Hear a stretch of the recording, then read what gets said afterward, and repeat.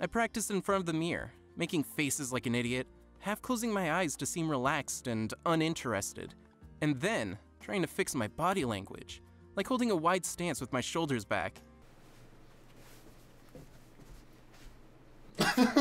How do you... Ow, ow, ow. Hey there, baby, how you doing? Ow. Oh, I keep spraining my leg a bit. One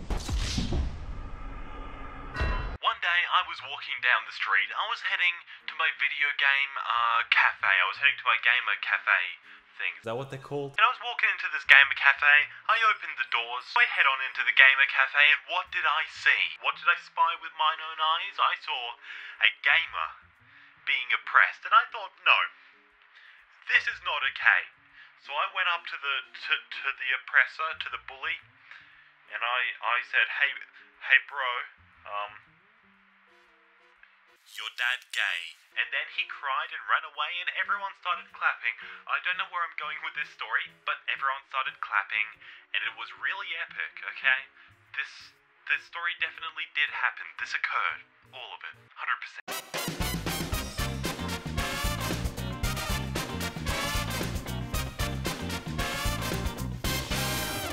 And now this is another channel owned and run by The Soul Publishing, which is the 5 Minute Crafts, Brightside, all those other ones. It's another one owned by them, so it's this big company just pumping out videos, and their business model on this one, like all the others, is make a lot of videos, don't make them too good, like make them okay, make them passable, but don't really go above and beyond in any way. That's what the entire company is, and they've gotten...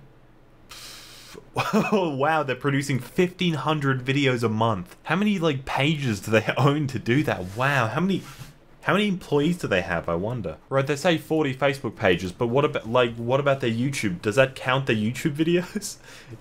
If you count their YouTube videos, is it even higher? Oh my god, this is a monster. And now the thing that always tips you off at the beginning when you're thinking, is this the Soul Publishing channel? Is this owned by them?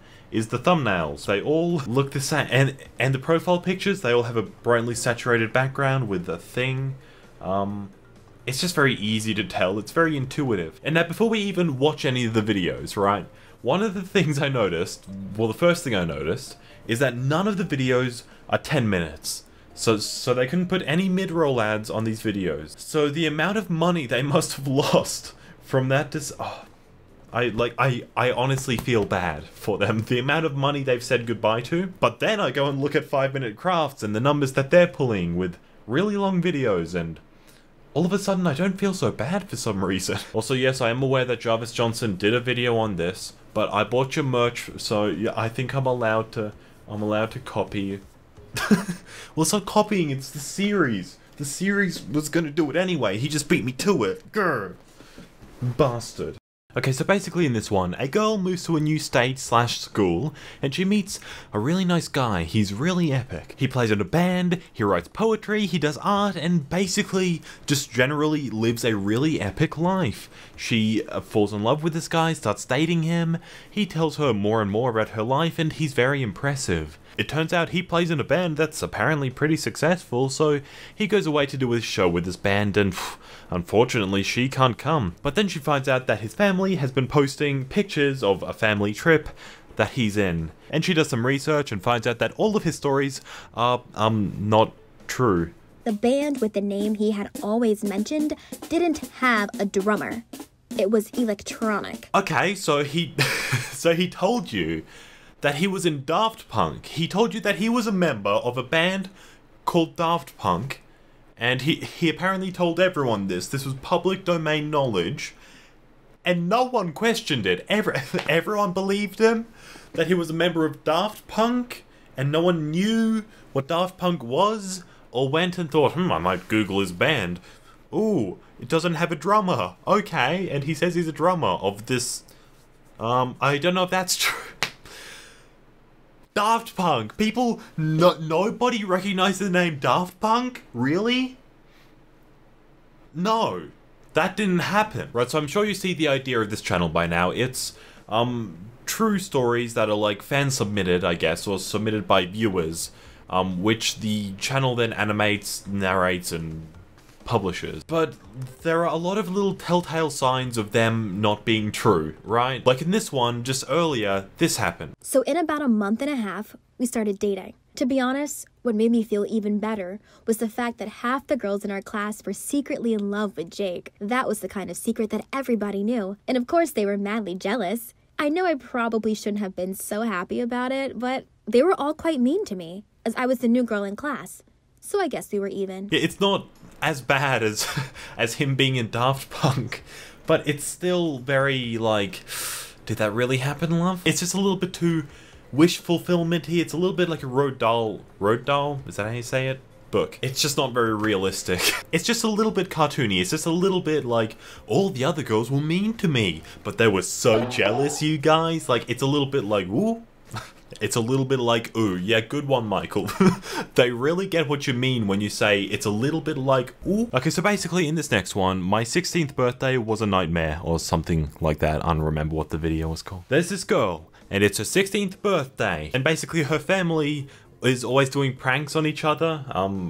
I guess that's, yeah, that's how it be. And so her parents are organizing her 16th birthday for her, and she wakes up, she's got car keys, and so she goes with her sister, gets her nails done or something, and her sister makes her stop at this mall. And then when her sister comes back to the car, this random guy follows her, forces himself in the car, and tells them to drive where he wants, basically. I guess that's it. And so terrified, this girl on her 16th birthday is just doing what this guy says, trying to stay alive, trying to find a way out of this situation from this, like, strange man with a weapon. And then they get to where the man wants to go, and he opened the door, but wouldn't leave.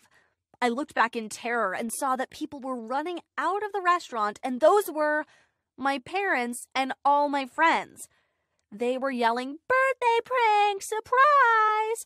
And my sister and the man were laughing in the back seat. oh my, yes! What an epic prank. That's so awesome. I love the part where you traumatize this girl for life for a little prank on her 16th birthday as well. That's awesome. I like that. At least my parents made sure I would remember my 16th birthday party forever. Yeah, you'll never forget it. Neither will anyone who hears you sleep talking about it, reliving those memories, your therapist. And next up, we've got the video, I broke up with my girlfriend because of potatoes.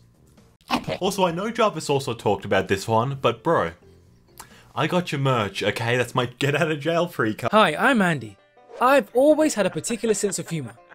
I also used to have a girlfriend who I guess wasn't compatible with my sense of humour.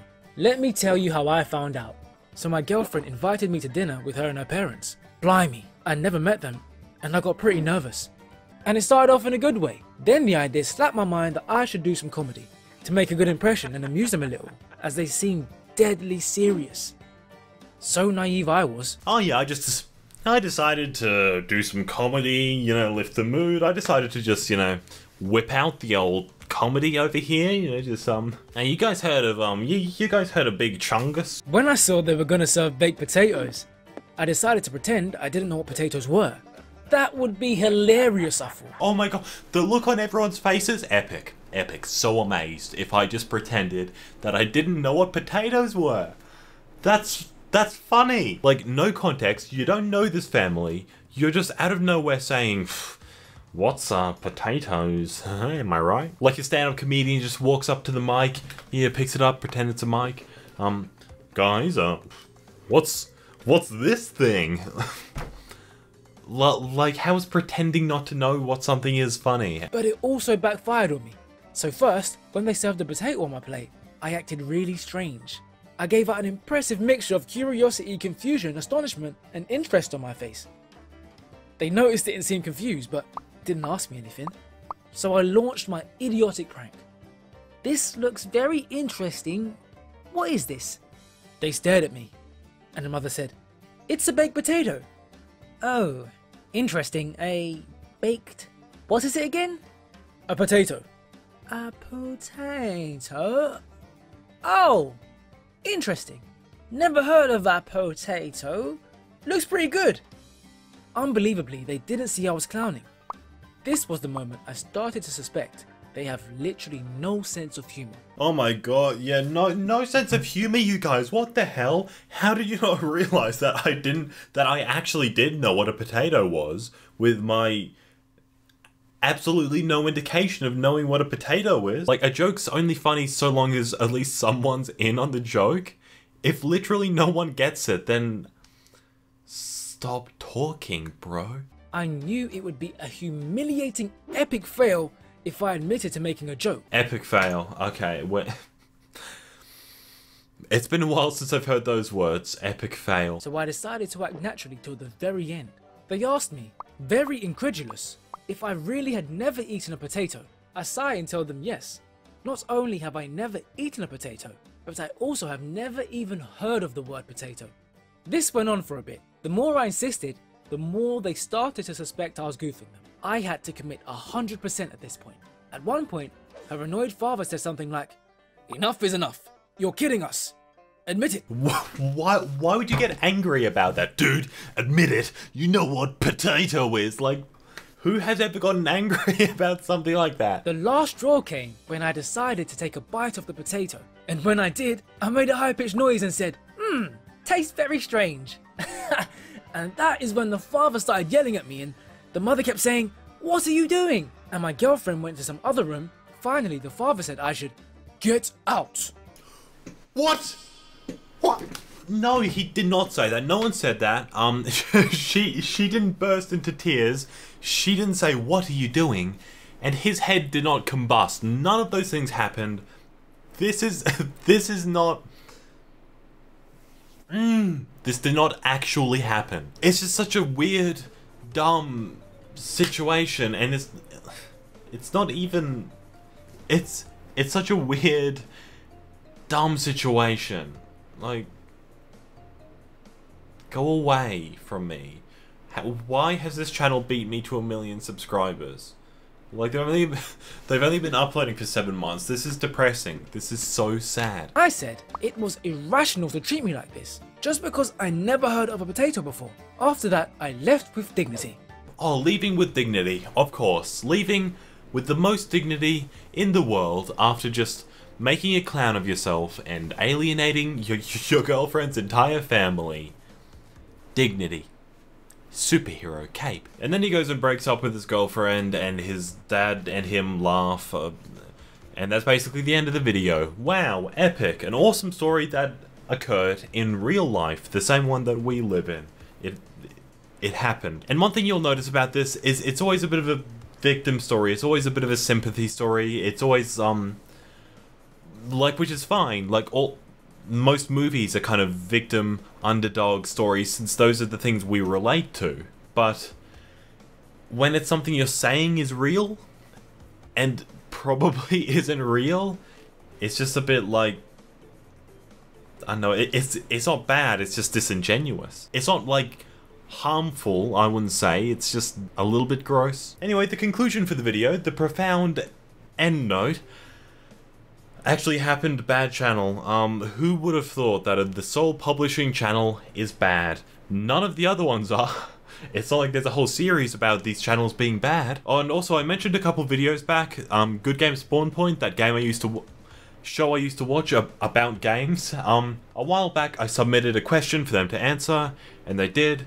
And I also said for them to shout out Zach and Darcy. Well, in that video I asked them to shout out Zach and Darcy again. There we go. Now you two had better shout out Zach and Darcy, or you better shout out Zach and Darcy again, or I'm gonna use some lethal force here. And this was one of the hosts' response. Very, thank you for that, Hex. And this was the other one's response.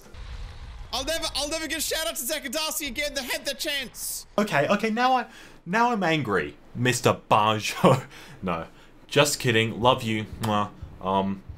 No, it's just weird that my childhood and my adult life have combined like this. It's quite weird. Anyway, blah blah blah. Hope you enjoyed the video, and as always, I'll see you in the next one. Follow me on Instagram, Twitter, make me look really cool in front of all my friends. And I'll see you in the next one. Bye.